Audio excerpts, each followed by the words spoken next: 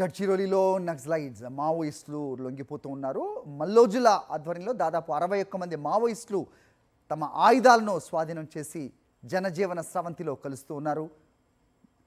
దాని తాలూకు విజువల్స్ మనం సాక్షి स्क्रीनపై చూస్తున్నాం.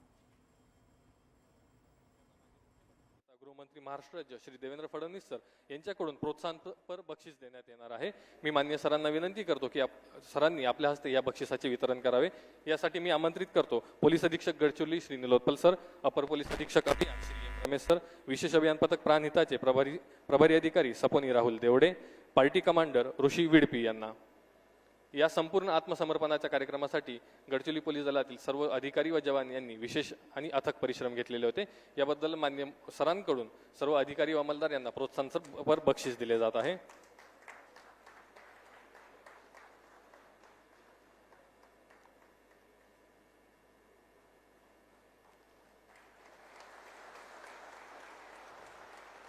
खूप खूप धन्यवाद सर.